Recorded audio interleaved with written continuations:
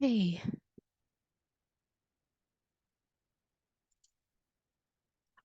Hello, everyone, and kia ora to our attendees joining us all the way from Aotearoa. It's a pleasure having each and every one of you here today. Welcome to the Infrastructure Sustainability Council's case study webinar. My name is Nicole Lee, and for those who don't know me, I'm the Queensland Project Manager at the ISC, and I have the honour of facilitating today's session. However, before we begin today, I would like to acknowledge the traditional custodians of the land on which we meet today, which for me is the Yagara and Turrbal people of the Yagara Nation. I acknowledge their deep connection to land, water and culture and pay my respects to their elders past, present and emerging.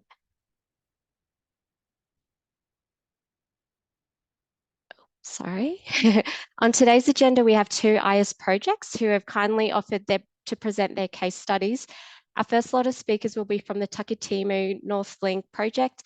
We have Rebecca Pukura Ward from the Waka Kotahi New Zealand Transport Agency, as well as Monique Nini and Caleb Winiata from the Takitimu North Link project team. And our second speaker will be Andrew Kindness from the Bruce Highway Cairns Southern Access Corridor Stage 3 Edmonton to Gordon Vale project. And then to tie things off, we will have a Q&A session. On that note, if you do have any questions, please send them through the Q&A function in the chat at any point throughout the session, and we will invite all the speakers back at the end to answer as many of them as possible. So without further ado, we'd like to firstly welcome Rebecca from the Takitimu North Link project. Kia ora koutou katoa. I'm Rebecca Pukura Ward from the New Zealand Transport Agency, Waka Kotahi. And look, it's great to be here to be able to share some of our stories with you and to be here with our colleagues, Monique and Caleb, who will be going into a bit of a deep dive about the Takitimu project. Just before I hand over to Monique and Caleb, I'd just like to briefly provide a little bit of context to our wider program of work here at Waka Kotahi and our commitment to sustainability. So next slide, please. So we signed up for the sustainability rating policy back in 2020. And what that means is that all our projects, or new projects over 100 million, are required to undertake an Infrastructure Sustainability Council sustainability rating. Since that time, we've now got 16 projects that are undertaking a rating across the country, and we've got more about to be signed up. And the Takitimu North Link we see as one of our trailblazer projects. They're really walking the talk when it comes to driving improved outcomes in the environmental, the economic, the cultural and the social space. So they're really walking the talk, which is why we're thrilled that we have our project being, I guess, showcased today. So we've got the map here, and that shows where our projects are located across the country. You can see the majority are in the North Island up here. And where we've got the red star, that's the Sunny Bay of Plenty, where the Takitimu project is located. So enough from me. If I could hand over to Caleb and Monique. Thank you. Thanks, Rebecca. Kia ora tātou katoa. Ko maua o te maunga, ko kōpūrirua, wairoa, ngā awa, ko tauranga te moana. Mauao is the mountain that stands at the mouth of the harbour. Kōpūrirua and Wairoa are the rivers that flow beneath the project, and Tauranga is the moana, the harbour that shelters us all. Kia ora tātou, ko Caleb Winiata tōku ingoa, ko Monique Nini tēnei. My name is Caleb and this is Monique. We work on the TNL project, the FH head JV. So yeah, wanted to start by starting with the name. So, sorry, back one slide. So the name Takitimu was gifted to us by elders that have settled in this location. So 700 years ago, a group of adventurous souls left Polynesia, heading south down towards New Zealand, just following the stars and migratory birds. A pretty mean feat. They landed in Tauranga, which means safe anchorage, and they settled here, and the descendants live on. and they gifted the name Takitimu to the project. Cool, next slide, please. Cool, so you can see on the map there, the little satellite bit is the project that we're working on. It's a 6.8 kilometre 4-lane expressway, kind of running east to west into Tauranga. Yeah, bunch of earthworks, 3 million cubes of earthworks, 8 bridges. Just because of the geography, there's a bunch of wetlands, stream diversion, and culverts. Tauranga is a real rapidly growing part of the country, and you can see out on the left of that map there, Omokoroa, that's been in development quite a bit. So the State Highway 2 running into the city gets chocker every day. So this is long overdue. And yeah, one kind of cool thing from the project is 900,000 plants will be planted, all natives. And we're doing version 1.2 ISC, going for a commended rating. Yep. And then, oh yeah, on the map, I've just put little houses there, and each of those houses is a marae, or like a, I guess like a village centre from before. And so they all have, what do you call it? Affiliation. Yeah, they all have affiliation to the project, and they all kind of claim certain sections as their customary rights area. So yeah, that presents problems, but yeah, it's cool. Next slide, please.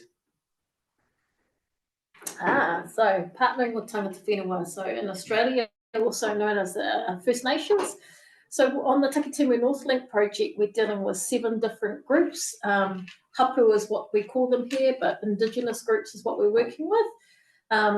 In 2020, this group of 7 come together and they formed a group called Te Pairangi, just in honour and respect to the value of kotahitanga of working together. It was for delivery efficiency as well, rather than working with 7 individual groups, as now we just work with 1. This group is resourced by the Crown agent being Waka Kotahi or NZ Transport, and every month they meet together, including with ourselves as the contractor, just to ensure that we're acting culturally appropriate, and also too that we're following their cultural management plan which they provided us with. So pre-tender, so both myself and Kate were part of the pre-tender team. I was part of this from 2020.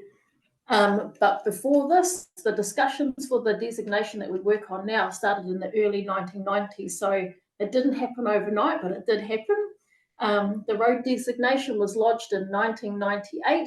And as part of this, in response to the resource consent application, Tangata Whenua, or First Nation people, supplied a cultural values assessment. And this pretty much just outlined their response to how the road was going to be built. As part of this, there was a mitigation agreement, and also too, in addition to this, was the aspirations that they had. So we were really fortunate on this project that the preferred contractor, being the joint venture of Fulton Hogan and Heb, were really proactive, and they actually met with Tangata Whenua very, very early and had these think tank sessions. So here was just in a brainstorming pretty much of everything that they wanted for their people to build capacity and capability. All this information was then kind of bundled together in the tender bid and fell underneath the step change and broader social outcomes portfolio.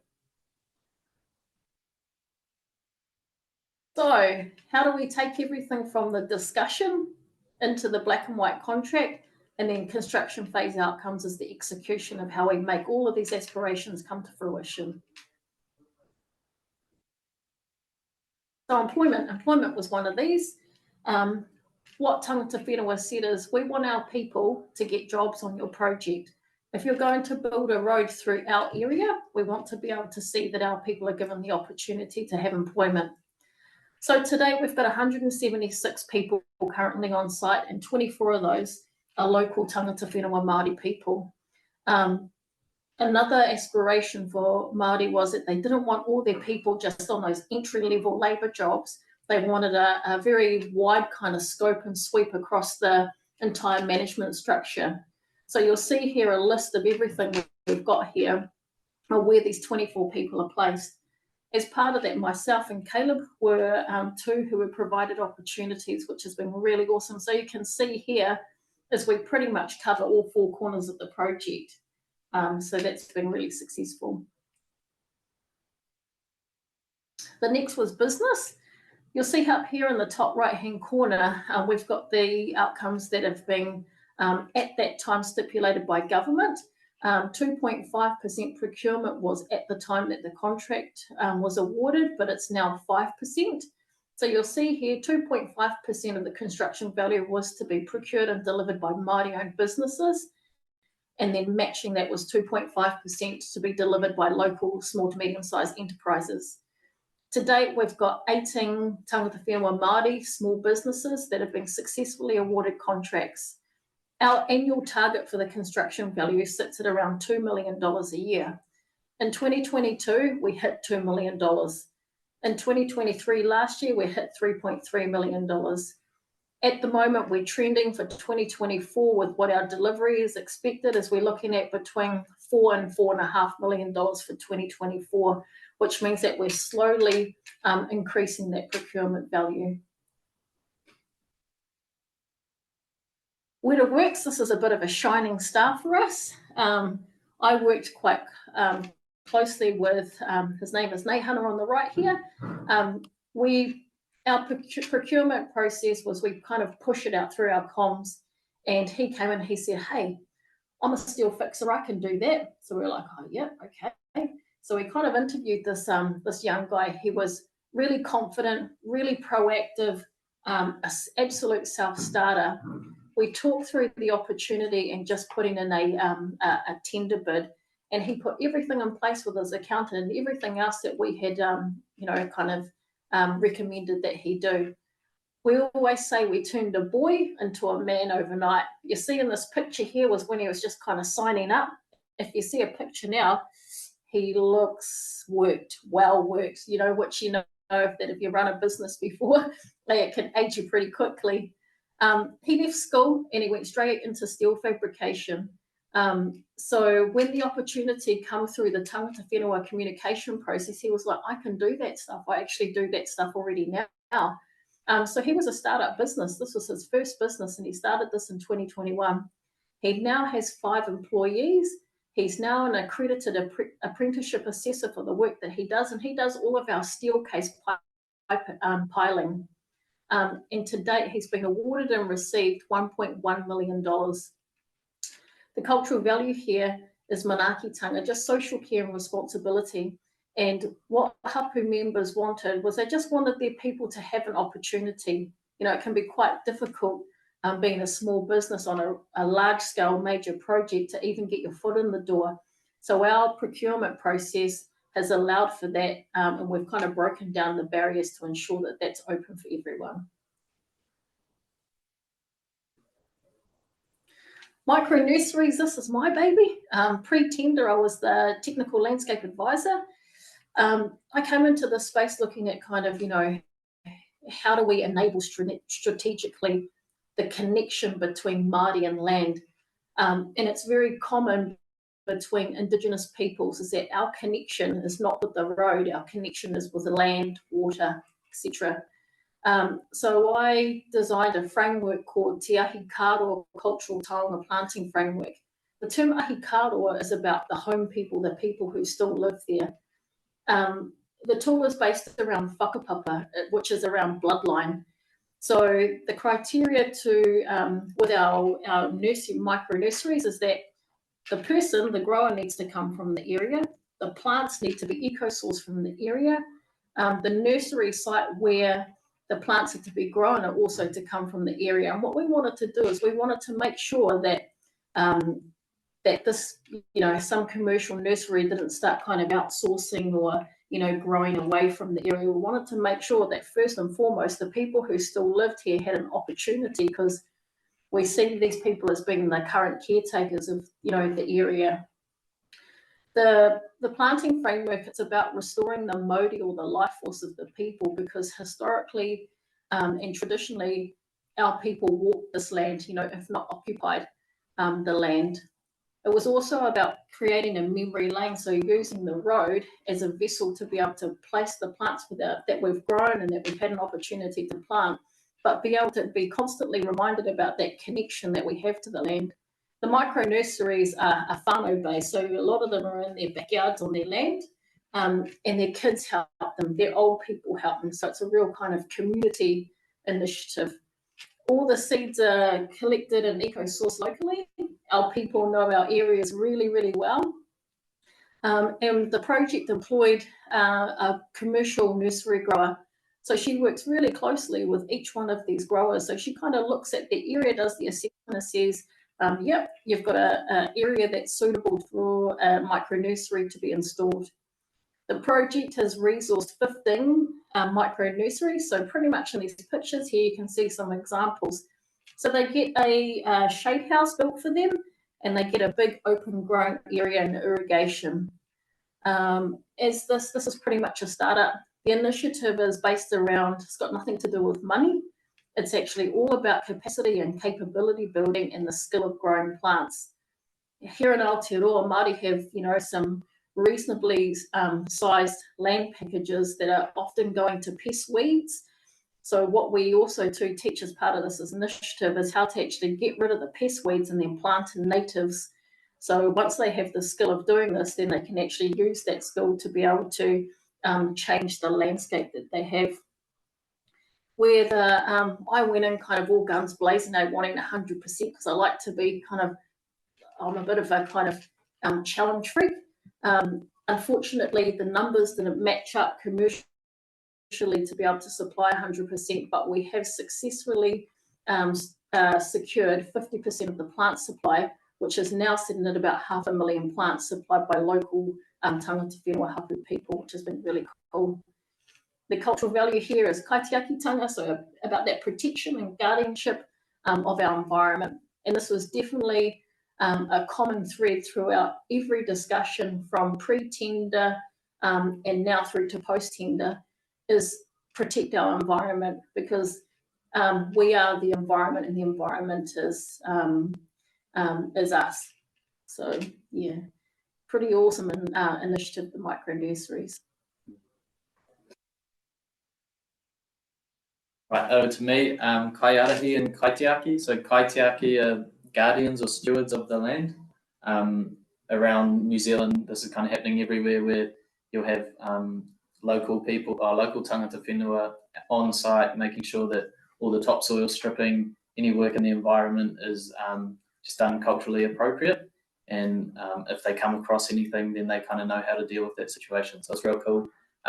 We have up to 12 kaitiaki on site on a busy day. And yeah, we put a lot of effort into kind of upskilling, just having like conversations with them. This is what the construction industry is kind of looking at. This is what they're looking at, and kind of how to meet in between. So Mātauranga is like a Māori science. Yeah, the cultural value expressed here is wairuatanga and mauri. So embedded emotional and perceptive connection to place. And the expression of this is ngā hapu o te pairangi o tangata whenua host a responsibility to care for the natural world to ensure the whakapapa from which they collectively descend is unbroken.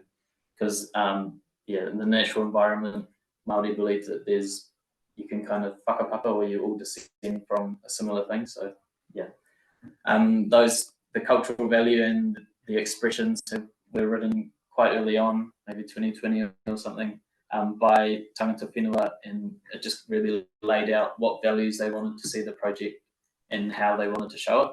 So it's quite cool to see all these initiatives come through from that initial document. Cool, thank you. Yeah, this is a real cool one too, rehoming materials. So we had a bunch of alignment clearance in the early days, including 11 houses that were identified that could be uplifted and moved. Those houses got gifted to different tangata whenua along the alignment. Also 7 containers of salvage materials where the house couldn't be completely moved. 7 containers got gifted to tangata whenua as well. And then a real cool one, 600 cube of chopped firewood and 100 cube of logs for carving were distributed from the vegetation clearance. Yeah, one of our sustainability targets up there is reducing waste by 25%, or waste diverted from landfill. So that was a big help towards that. And then the cultural value here, manaakitanga, social care and responsibility, and they wanted to see outcomes to improve the lives of hapu people. So yeah, that's a real cool one. Yeah, this is another cool story. So just up the road from the office here, there's a kindy that the stakeholder team has a real good relationship with. They've come out onto site and named a crane, and we've been there and read stories and stuff to them. But they said that they were keen to learn to grow kumara, which is a sweet potato, yeah, kind of like a native food to New Zealand. And so we sent our commercial nursery trainer out, Chrissy, and she showed them kind of how she does it. No dig kind of deal there. Yeah, real cool. So the cultural value, manaakitanga again, and expression, they actually said opportunities to develop in community vegetable gardens and education on garden to plate. So yeah, that's a pretty cool one there. Yeah, tikanga. So tikanga is cultural protocol, but it's just kind of the way things are done. So yeah, we kind of have a site tikanga, blessings and openings and stuff. We get tangata whenua down to just make sure that it's all good, because yeah, this land kind of has quite a bit of history and stuff. So it's always good to just whakanoa or make right everything before you go running cars and stuff over it. Another thing we've done is cultural induction for all staff. Yeah, that was listed in one of the expressions early on, that they just wanted everyone to know the significance of the land that they're working on and the history, and kind of have a bit of respect for that. So that's quite cool. Yeah, the cultural values and expressions are just there. Yeah, cool. Yeah, landscape design. Like I showed earlier, how there's the different marae or villages along the alignment. Each of those groups have designed and built, or they will design and build cultural art features along the road. So as you're driving through, you kind of know that it's their area, which is quite cool. And then because the shared path runs along the whole thing, you'll be able to pull over on your bike and read the story of that cultural art and a little bit of history of the area. And then also we're planting a pā harakeke. So there's a big history of kind of weaving and stuff in this area. And so we've got a bunch of like 5th, 4th and 3rd generation weavers, and they've come together and said, oh, we'd like to have a little area where we can go and harvest and carry on this tradition, which is cool. Yeah, moving along. Yeah, so all this kind of stuff doesn't fit too cleanly into the IS framework. So it's kind of spread over a bunch of different credits: community health and wellbeing, heritage assessment, urban design, stakeholder credits, and procurement credits. I am told that version 2.1 is a little bit more flexible to that, but yeah, we've just kind of mashed it in where we can. Moving on. And yeah, learnings along the way. So it paid off for us to get early engagement and consistent engagement. Like Monique said, there's monthly meetings in the office. So yeah, they can kind of note down their aspirations and track how the project is achieving them along the way, which is real cool. Get it written down. Yeah, a lot of the finance team and stuff, they don't see the social value almost. So yeah, you need it written down in a contract. This is what we're going to do, rather than just having a document where it says, we'd like to see this. How can you write that into the contract? And then having an eager and adaptable team. People on site kind of see stuff that's wrong, or they see an opportunity to do something better, and they'll just do it, and people get behind that, and it's been really cool to see. Yeah. Yeah, just one more thing to add to that, you know, what we've learned along the way. And my role as the step change coordinator, that's kind of fallen out of one of the government initiatives. As I say, I'm the hustler of the project. My job is to kind of weasel my way through and look for opportunities to be able to enable all of these aspirations that sit within the contract. One thing that I have noticed is that keep an eye on the assuring that social procurement aligns with commercial procurement. Social procurement is very grey and it's very aspirational, and it's really important, as Caleb said, make sure that you can kind of develop some KPIs and some measurables around the aspirational values that have been, expressed, compared to commercial procurement, which is very black and white and very quantitative. So that's probably one of the key things when you're dealing with social and sustainable outcomes, is just make sure that they're measurable, because if they're measurable, then they can be costed accordingly.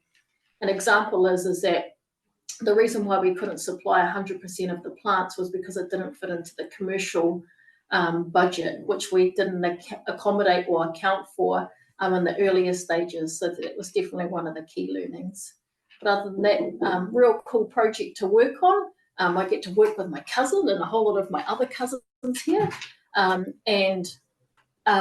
This is not just a job for us, this is kind of on a place that we call home, our whenua. So we kind of put 110 to 300% into the project, because we're also working not just for the project outcomes, but also too for our people, which is really inspiring.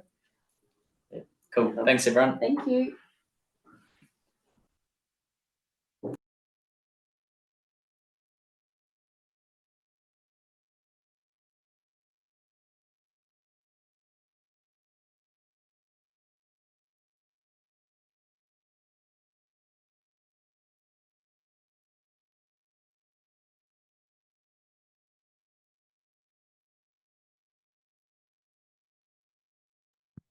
Right. That was such an insightful presentation. And it's really good to see such fantastic social initiatives being implemented on the project. Thank you for sharing. So just a reminder to everyone, please send through your questions using the Q&A function in the chat, and we'll get to them at the end.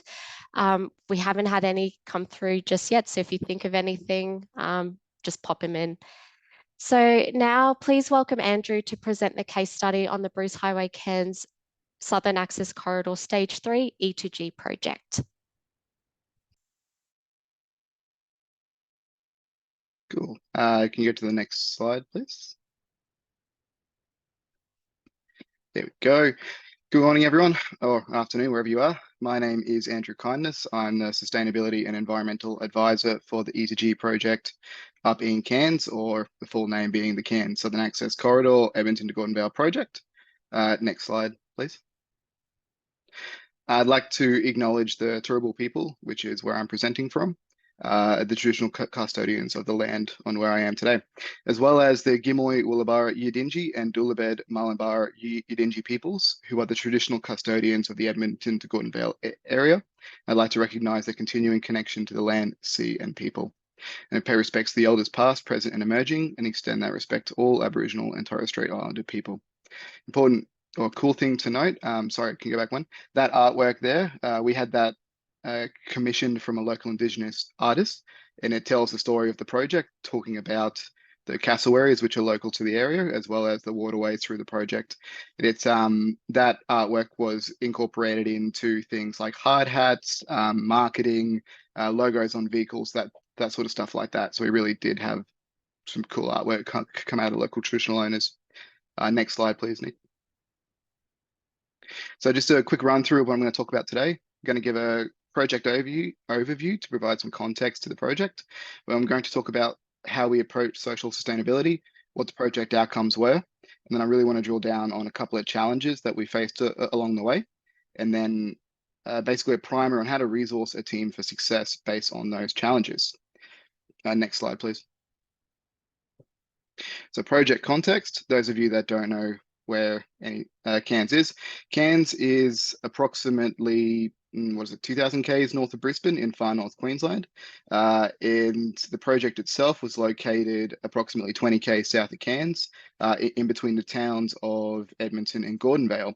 It was located in the middle of cane paddock, and lots of very important World Heritage environmental areas both upstream and downstream of the project. So you could say like the environment was a big factor there, which also ties into sort of the nature of the local community. Next slide, please. Context for the project was a $500 and some million road and rail upgrade with a pretty significant scope. It was the largest infrastructure project ever delivered in far north Queensland. And it took place from 2019 with construction kicking off in 2020, and it wrapped up sort of August, September 2023. In terms of the project, 10 new bridges, 10.5 Ks of highway duplication, 10.5 Ks of service and local roads, 4.5 Ks of heavy rail, which is your, I think, the tilt train, your heavy rail North Coast line, 11 Ks of cane rail, which is your little farmers trains that run the sugar industry in North Queensland, 11 Ks of cycleway shared path, and which is a footpath that we put through the whole length of the project to give pedestrian access between Gordon Vale and Cairns itself, as well as intersection upgrades, utilities, water mains, basically any kind of scope you can think of, we did on the project except for tunneling, pretty much. So it's a big project. Next slide, please. So talking about social sustainability.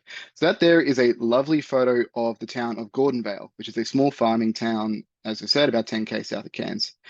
When it came to how we were going to work in regards to the local community, we took the approach that we were going to integrate with the local community. That was spearheaded by our community manager, Delita Wright, who is a Gordon Vale / Cairns local, who seemed to know everyone in town. That really did set us up well on how to get things going and who we needed to talk to and that sort of stuff. Our outcomes in terms of social sustainability and our approach can be broken up into a couple of different categories. You can sort of generally call it local community engagement, which also includes engaging with like local businesses, local suppliers, that sort of the Chamber of Commerce, that sort of stuff. Traditional owners, big part of the project. Leaving a social legacy, training and upskilling of our employees and subcontractors themselves, and then tying in and supporting schools and youth programs in the local community. So half a dozen schools in the area. Next slide, please. So with that being said, let's talk about some outcomes that we're able to achieve on the project. So from the top, 79.6 of local total contract value was spent within the local community. So that's was about 100 kilometers from the project itself. And that was everything from plant operators to supplying precast, to supplying plants, to the quarries, like pretty much any bit of raw material on the project that wasn't like a super specialized rail component. Every subcontractor, every worker, everything like that was a local. So we pumped a lot of money back into the local community. You can see in the bottom left photo there, local owner operators were a big part of the plant fleet on the project. So for example, Nathan there, he himself was an owner operator of what's called a combo, so a digger and a truck. And he was able to, through the work he generated on E2G, upgrade his machines to be modern state-of-the-art machines, which he really didn't have access to at the start of the project, and build this massive bank of work. And he was one of the best operators on the project. On the back of the work that he did on E2G, he's been able to secure additional clients, additional contracts with other local construction companies to keep sort of his business going. When you talk to him about the opportunities he was able to get on E2G, he put his kids through fancy schools. He was able to buy himself a new house. It basically changed his life. And that's just one example of the sort of impact we have with the local community.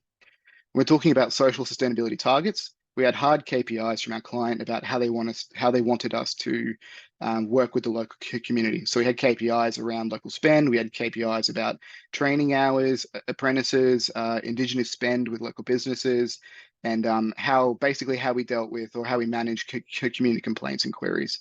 So how we manage those KPIs, we're looking at, we smashed all our targets. So over 240% of our total training hours. I think every single person on the project came away with a cert. You're talking like certs and not, rail safety, but we're talking actual TAFE certifications in like civil construction or civil supervision. The surveyors got things in like soil testing, that sort of stuff like that. Over 134% target for apprentices and new entrants to the workforce. Nearly every subcontract on the project had a number of apprentices on the project, to the tune of about 65 apprentices were employed over the 3-4 years of the project. Over 150,000 hours were worked by Indigenous workers on the project, so people who identify as Aboriginal or Torres Strait. And as part of that, we had a KPI for Indigenous spend, which is about 4% of our total spend, which I think we ended up with 5% by the end of the project, to the tune of about $14 million. So it's a lot of money going back into the local Indigenous traditional owners. We're talking about training and upskilling. The top left photo you can see there. This is a cool story that I love to tell about the project. We tied in with the local schools around youth programs. So the local Gordon Vale High School has Indigenous young men's program where they go on school camps, but also try and get them work or work experience and that sort of stuff like that. And we're able to implement multi-generational training where William Rist was working on the project and got upskilled through civil construction certs, and then his son also did a civil construction apprenticeship through the project. So we're able to create multi-generational opportunities in the local community, all through a construction project, building a road. It's pretty cool. As part of that, we partnered with those 3 local schools. So you got Gordon Vale School and then a couple of others, Jarragon College, which is a local Indigenous boarding school, as well as Bentley Park College, which was up in Edmonton. We worked on things like Indigenous student programs, work experience days, mock interviews to help the guys get into the workforce, as well as school-based apprenticeships where students came out and partnered up with different people for the day. Myself in the Enviro team, I had a wonderful grade 12 student who spent the day learning how to do water monitoring, dust monitoring, filling out all the paperwork, and how to have robust discussions with engineers about our sustainability things. And she finished the day saying that she wanted to be an Enviro and wasn't interested in engineering anymore. So I call that a win. And as well as all that, we actively engage with the traditional owners and achieve significant outcomes to preserve and celebrate the local cultural values. You can see on the bottom right there, the project logo itself, which is the turtle, which was on all of our project shirts and that sort of stuff, was designed by a local student from Jarragon College through a competition. I've got to say the turtle is probably one of the coolest logos I've seen on a project, and it was great having it on our shirts and the side of our vehicles and all that sort of stuff like that. Next slide, please. So talking about traditional owners and cultural heritage, this was a big part of nearly everything that we did on the project, and we were able to achieve some pretty good outcomes through partnership with the traditional owners. At any point in time, we had at least 4 traditional owner representatives on the project, so supervising things like excavation works and works in sensitive areas to make sure that there was no chance of us having any negative impacts. We did active engagement through events such as NAIDOC Week and regular toolboxes with the workforce. So like presentations at pre-starts and that sort of stuff like that, where we invited the traditional owners to come in and have a chat with the guys, tell the stories about the local area, and try and drive that education and understanding of why it's important that we take all this seriously. So talking through those outcomes and achievements, we had identification and preservation of heritage sites. So ISK talks about in the heritage credits about heritage that isn't on registers. For Idiji, none of the Indigenous heritage factors or values or areas were on any government register. So everything was discovered during the archaeological investigations for the site.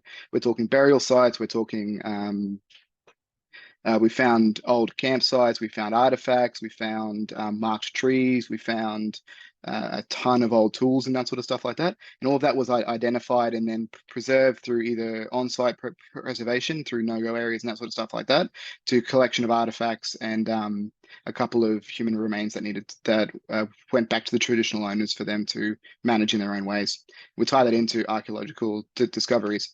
I think one of the coolest ones that we found was an old campsite on the bank of one of the creeks, which was dated to approximately, I think it was 600 years old campsite, as well as a memorial site for a ancient king, which I think is pretty cool as well. So as part of all that, we developed, or we set things up to allow the development of legacy heritage areas in the future. So there were certain areas of the project which will eventually be developed into, say, memorial sites or education sites for the traditional owners. So we're able to set things up in a way that will allow that in the future. And it ties into the cycleway that we built through the project.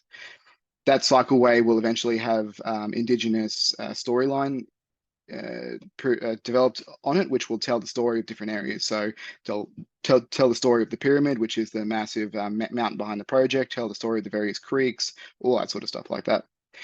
We also had cultural celebrations and events like we talked about. So you're talking about things like NAIDOC Week, and all presentations like that. We had heritage trees and infrastructure naming. So you can see the bottom picture down there. All of the elements of infrastructure in the project were named through a local consultation.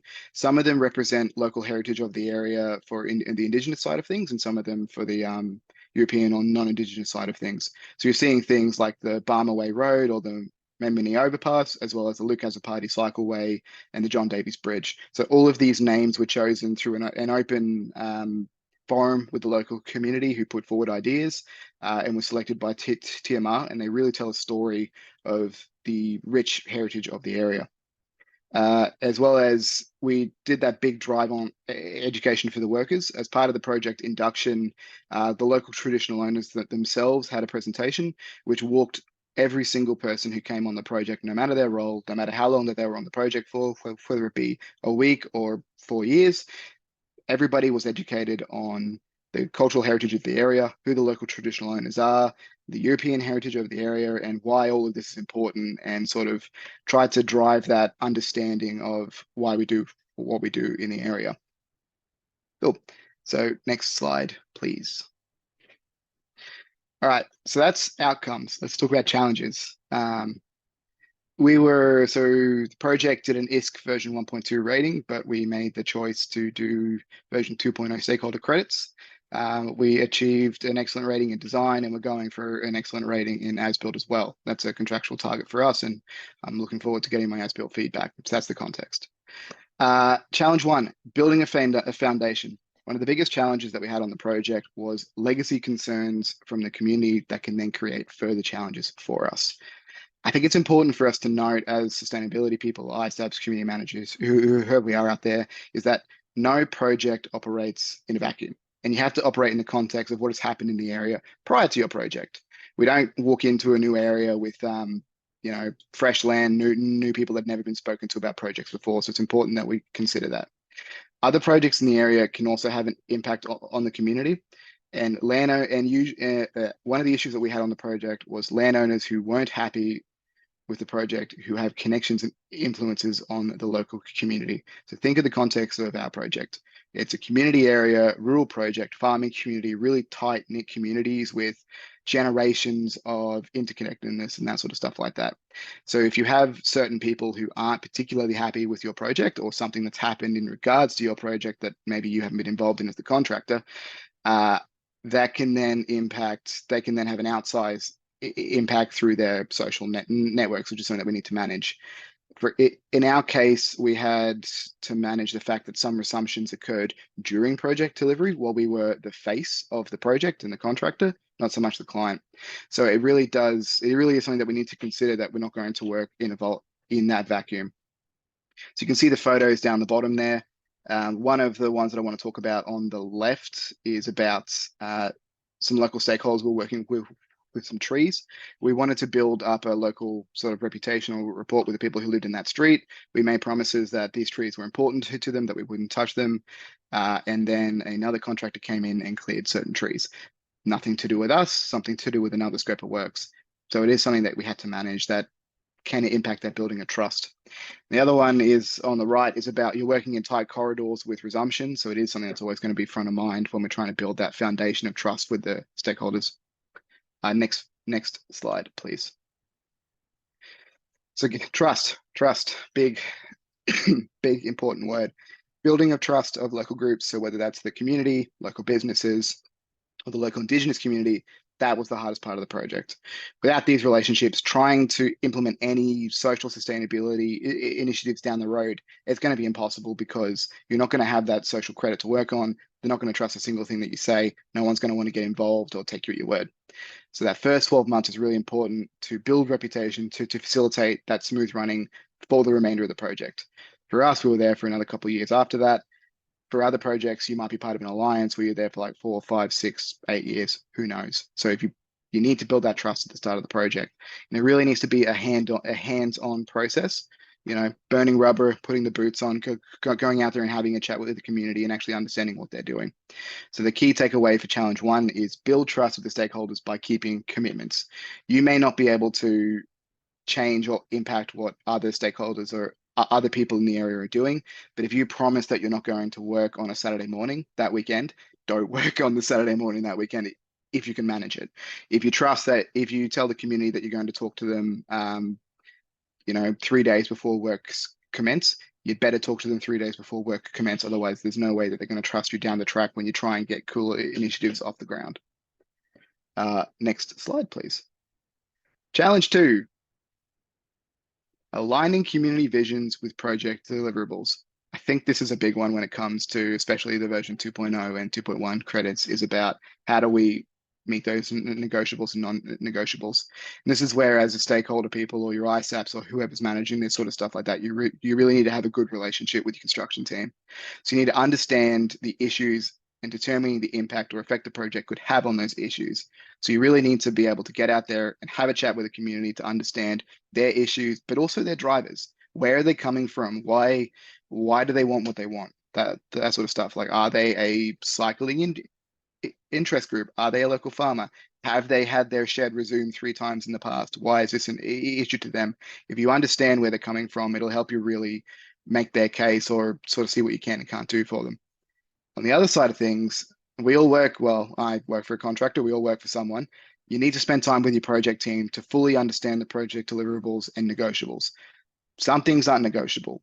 For example, if you need to do work on a highway at night, that's going to happen at night. You can't get any way around it. So you need to, and the community says they don't want you to do works at night outside their house, that's probably not going to happen. So you really need to understand what the project team are doing before you can actually go and make those arrangements. And then you need to work with your project manager and your understanding to find that sweet spot where community expectations and project deliverables align. And that's where you get to the point where you can actually have an impact or find some good outcomes for the community. You also need to understand where you're going to have problems. If they say that they don't want the cycleway to go outside their house, there's not much you can do about it if that's where it's going. So if you know that it's going to be a problem from the get-go, you can start to manage that relationship or know that it's something that you're going to need to consider in every interaction with that stakeholder going forward. And you can build those mitigation strategies going forward. You will need support from your project leadership, so your staff and your workforce, to achieve anything meaningful. So when I say staff, I'm talking project manager, construction manager, senior project engineers, traffic manager, commercial manager, whoever. You need to have an influence on them.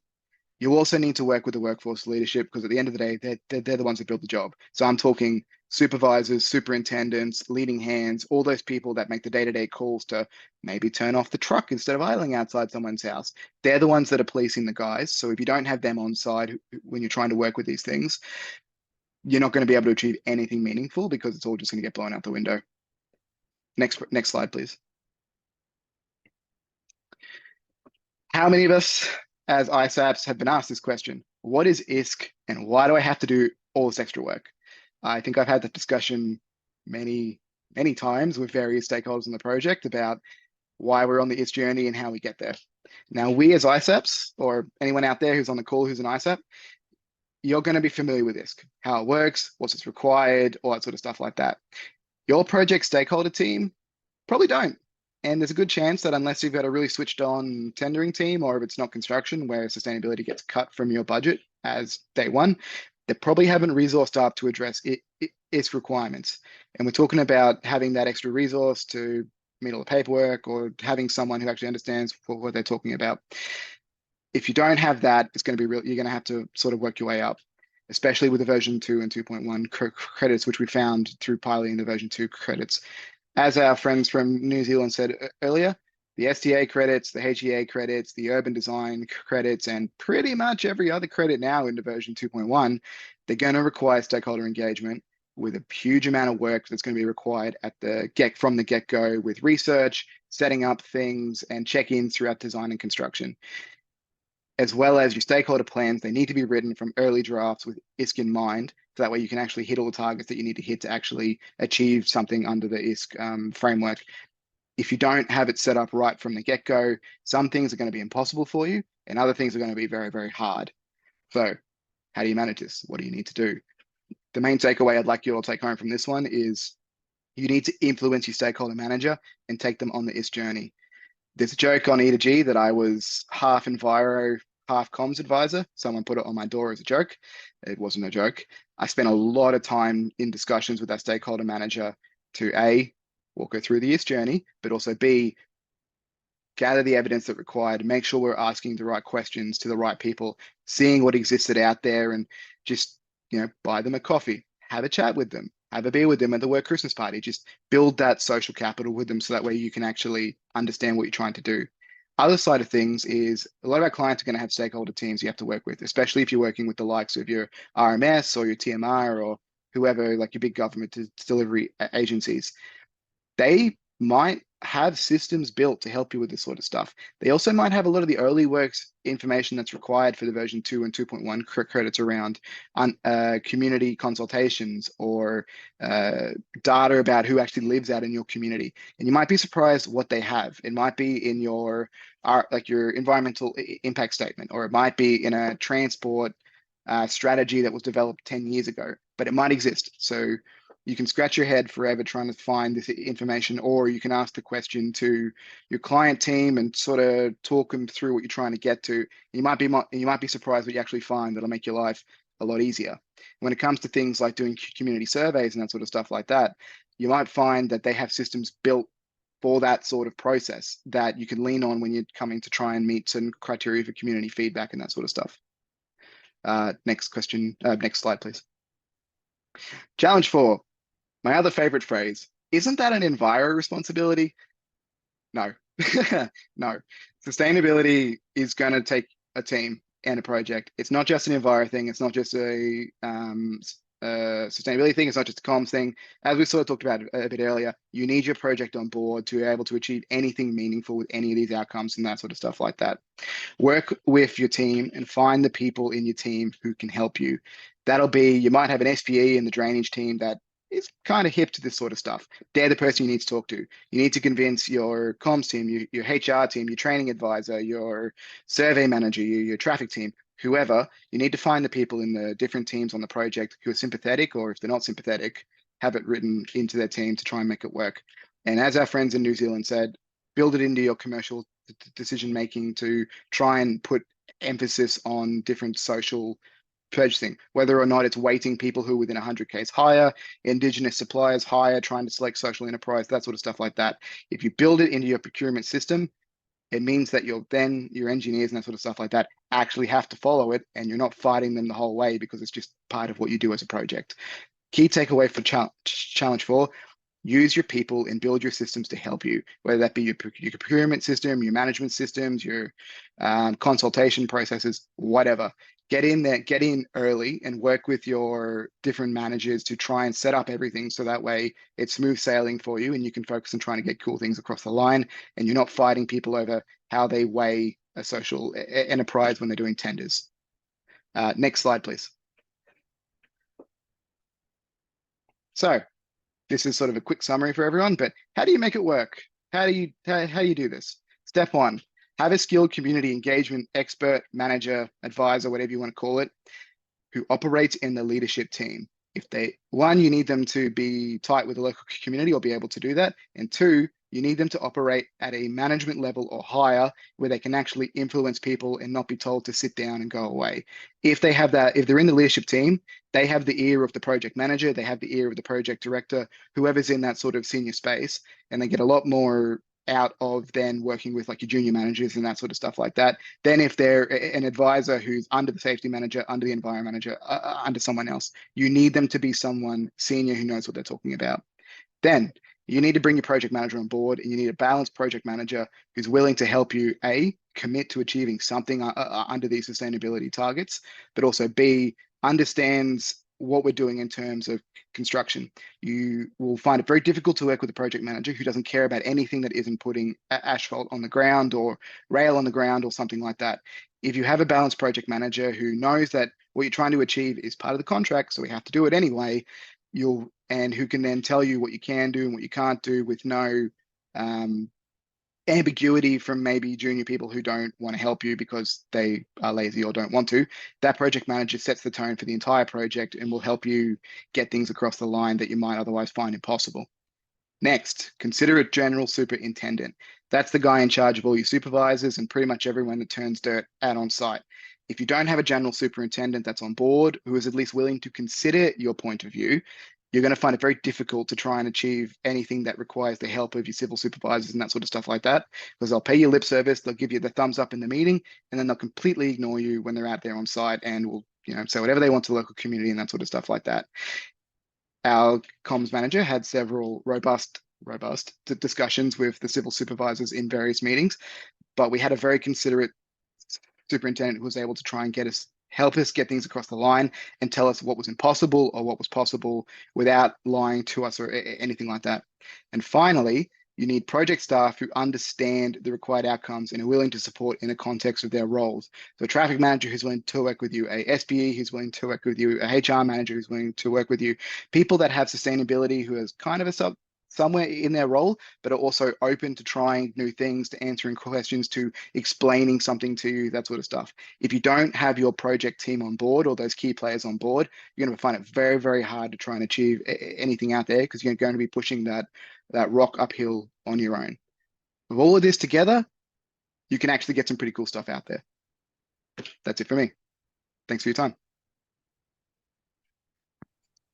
Thank you, Andrew. And yeah, please don't go anywhere just yet. Could I please ask Rebecca, Monique, and Caleb to also rejoin us, and we'll go through a couple of the questions that we've just received. I do note we only have about 4 minutes. So yeah, if the speakers could turn their cameras back on, please. I don't know if Caleb and Monique are there, but I guess we'll start off with you, Andrew, just given we're a bit short on time. There was a question around how have these initiatives been resourced and budgeted? So I'm assuming this question is targeted to everyone, but yeah, Andrew, if you would like to start. Yeah. That's a solid question. I know for the case on our project, sustainability wasn't budgeted very well from the very, very start. So when we signed up for ISK, it turned into a discussion with things like the project manager and the commercial manager and talking to some other projects within our company to understand what had been done previously, what are the risks likely to be on our project, and try and sort of carve some cash out of the Enviro budget or something like that to address it. So you really need to lean on your SMEs, whether they be from your project internally or from your other companies and that sort of the wider business that you might work in. Awesome. Monique and Caleb, did you have anything on that? Yeah, we're pretty lucky in regards to our project. Oh, sorry. I think because the preferred contract. They're coming through. Sorry, you dropped out just for a bit there. Oh, sorry. Good. I think because of the pre-tender work, the contractor was able to put together their bid quite comprehensively and assign a budget to that. So, in addition to that, we were real fortunate because there was clear direction from the government agency, being Waka Kotahi. And so there was quite a big investment in regards to in the expectation for social sustainability. So we're pretty fortunate. Great, thank you. Rebecca, did you have any input on that at all? All good? Okay, no worries. And so for the Takitimu project team, there was a question. It was more around the waste and landfill targets, but the question was, did you calculate the waste savings from gifting 11 homes? And how did this contribute to your diversions from landfill to landfill targets? Yeah, we definitely did calculate it. I think it was about 250 tonnes total diverted. And then throughout the clearance phase, we really smashed it. We diverted 850 and sent, I think, 150 to landfill. So really set us up for the rest of the project to hit those waste targets. Okay, great. Thank you. So yeah, we've just reached time. Unfortunately, we haven't been able to get to all the questions. But if I'll have a chat offline and see if we can answer these questions offline for the ones that have sent it through. But just on behalf of the Infrastructure Sustainability Council, I would like to extend our sincerest gratitude to the speakers, Rebecca, Monique, Caleb, and Andrew, for presenting to us today. And a big thanks to all of you for dialing into the session. I hope there are a few things that you could take away from it. But have a wonderful day, everyone, and see you next time.